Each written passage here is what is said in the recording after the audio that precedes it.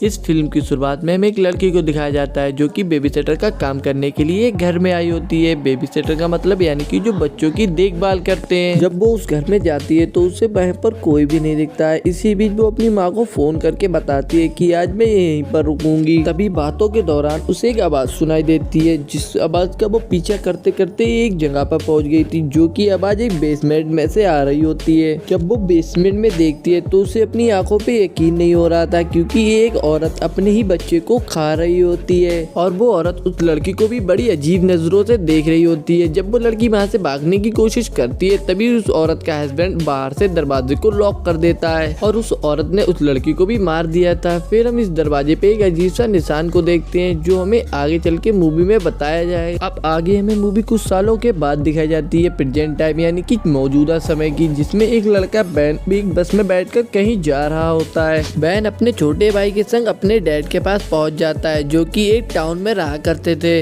वो लोग जब शाम में बैठ के खाना खा रहे होते तो हमें पता चलता है कि बैन के पापा और उनकी माँ में डिवोर्स होने वाला था, जिससे कि बैन बिल्कुल भी खुश नहीं था, क्योंकि उसके मॉम डैड अलग हो जाएंगे। बैन के डैड एक बंदरगाह पे काम किया करते थे, इसीलिए वो अपने साथ अपने बेटे को भी काम पर ले जाते हैं। बैन के घर के बराबर में एक और घर था, जहाँ पर एक फैमिली छुट्टियाँ बिताने के लिए आई होती है। उसमें एक हस्बैंड वाइफ और उनके 2 बच्चे थे। जब बैन अपने डैड से उस फैमिली के बारे में पूछता है तो उसके डैड कहते हैं शायद वो कुछ दिन के लिए यहाँ पर आए हैं। उधर बंदरगाह पर बैन की कुछ लोगों से बहस हो जाती है। उनसे बात करते करते तभी बैन के पास एक लड़की आती है। वो उसे अपना नाम मेलोरी बताती है, वो भी यहीं पर काम किया करती थी। फिर हमें यहीं पर एक पास में जंगल दिखाया जाता है, जहाँ एबी नाम की एक औरत अपने बच्चे के संग वहाँ पर घूम रही थी। दरअसल ये वही फैमिली थी जो बैन के घर के बराबर में रहने आई होती है। वो लोग वहाँ पर हार्मिंग कर रहे थे। फिर दरअसल एबी से उसका बेटा अलग हो जाता है, वो घूम गया था। उस बच्चे को एक बड़ा ऐसा दरख्त दिखाई देता है, जिसमें से एक आवाजें आ रही होती है। ऐसा लग रहा था कि उसकी माँ उसे बुला रही हो, लेकिन एबी का बेटा वहाँ पर बहुत ज्यादा घबरा जाता है। फिर उसे वहीं पर वो सीन दिखाया जाता है ट्रायंगल वाला, जो हमने पहले शुरू में देखा था। फिर वो लड़का उस तस्वीर की फोटो ले लेता है। फिर उसे उस सुरंग में से अजीब सा कुछ निकलता हुआ दिखाई देता है, जिसे देखकर वो डर जाता है। ऐसा लग रहा था किसी का हाथ वहाँ से बाहर आ रहा हो।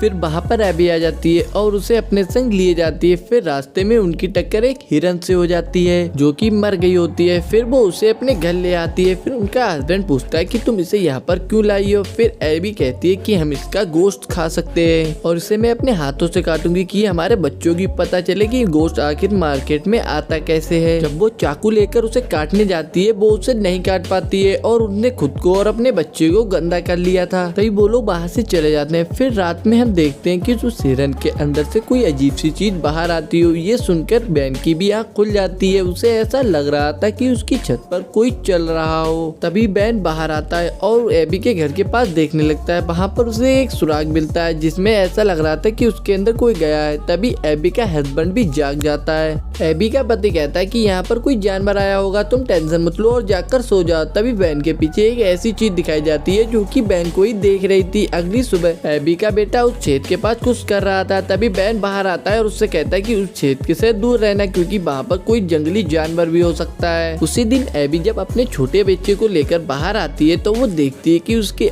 आसपास के सभी फूल मुरझा गए हैं। मानो ऐसा लग रहा था कि कोई उनके एक बेसमेंट में से छुपकर उन्हें कोई देख रहा हो।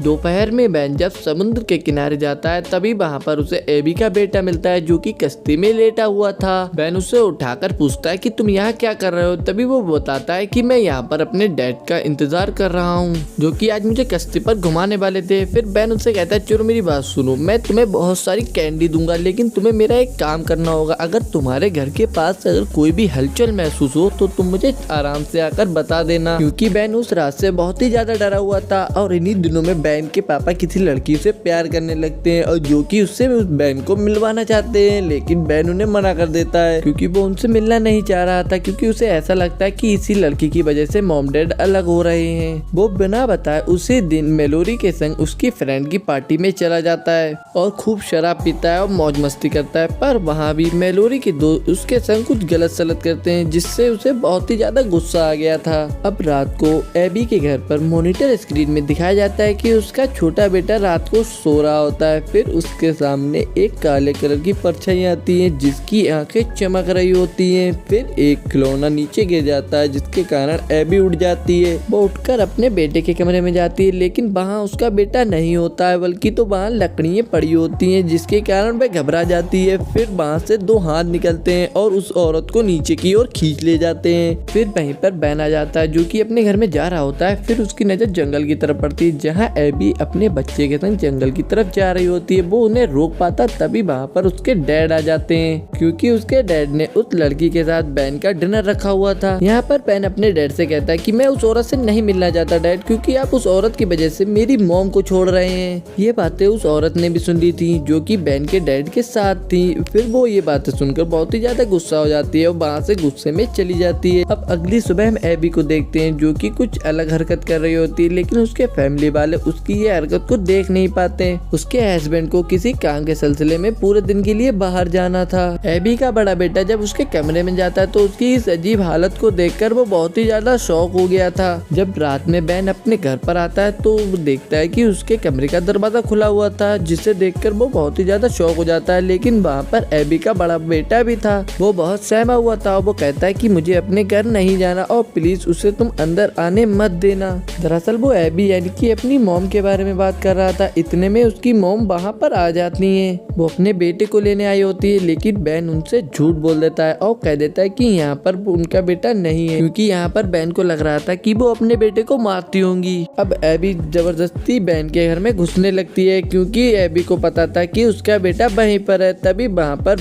एबी का हस्बैंड आ जाता है। अपने बाप की आवाज सुनकर एबी का बेटा बाहर आ जाता है और अपने डैड से कहता है चलिए डैड अब घर चलते हैं। तभी बैन को एबी पर शक होने लगता है कि वो समझ गया था कि उनकी फैमिली में कुछ तो गड़बड़ है। तभी वो उनके घर पर दूर से नजर रखने लगता है, लेकिन उसे कुछ भी अजीब नहीं लग रहा होता है क्योंकि वो अपने हस्बैंड के साथ घर पर थी। तभी हम देखते हैं कि उसके जिस्म पर अजीब से निशान पड़ने लगते हैं। ऐसा लग रहा था कि एबी को जैसे ओजन किसी ने कंट्रोल कर लिया हो। क्या पता वो एबी थी नहीं। तभी अगले दिन बैन समुद्र के किनारे एबी के बेटे के आने का इंतजार करता है क्योंकि वो जान सके कि उसके घर में चल क्या रहा है। लेकिन एबी का बेटा वहाँ पर नहीं आता तो बैन खुद ही उनके घर पर चला जाता है कि उनके घर में आखिर चल क्या रहा है। तभी वो उसके डैड से अपने बच्चे के बारे में पूछता है। तभी हैरानी और ताज्जुब की बात तो ये थी क्योंकि उसे अपने बेटे के बारे में कुछ भी पता नहीं था। वो कहते हैं कि तुम किसकी बात कर रहे हो। उन्हें देखकर ऐसा लग रहा था कि मानो उसके बच्चे भी हैं, क्योंकि वो सब कुछ भूल चुके थे। ये सब बातें सुनकर बैन को बहुत ही ज्यादा अजीब लगता है। वो वहाँ से जाने लगता है। फिर उसे वहीं पर एक वही निशान मिलता है जो एबी के बेटे ने जंगलों में देखा था और हमने कहानी के शुरू में। वो उसकी तस्वीर बना लेता है और उसे इंटरनेट पर जाकर सर्च करने लगता है। सभी बातों को दूर करके उसे एक बात पता चलती है।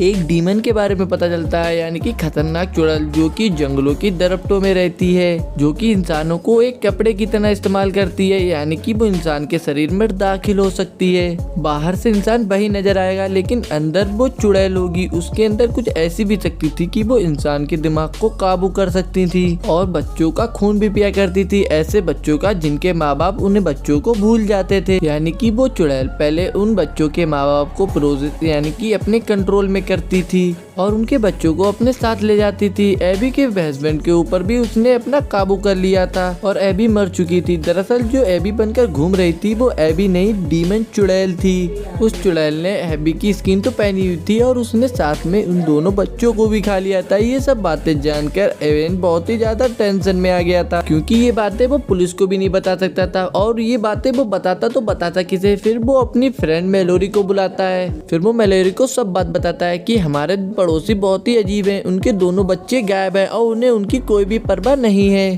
तभी बैन एबी यानी कि वो डीमन चुड़ैल को बेसमेंट में कुछ छुपाते हुए देखता है। तभी मेलोरी मजाक में एक पर्चे पर लिख देती है कि हम जानते हैं कि तुमने बेसमेंट में क्या छिपाया है। फिर वो वही मार्क बनाकर उसके घर के पास जाकर छोड़ देती है और एबी के हस्बैंड ने उस नोट को देख लिया था। जब वो उसे उठाकर पढ़ता है तभी वो बेसमेंट की तरफ जाने लगता है। फिर एबी आ जाती है, उसे रोककर उसके कान में कुछ कहने लगती है, जिसके बाद उसके कान से खून बहना चालू हो गया था। तो वो अपने होश में ही नहीं था। उसे देखकर ऐसा लग रहा था कि वो आधा जिंदा और आधा मरा हुआ था।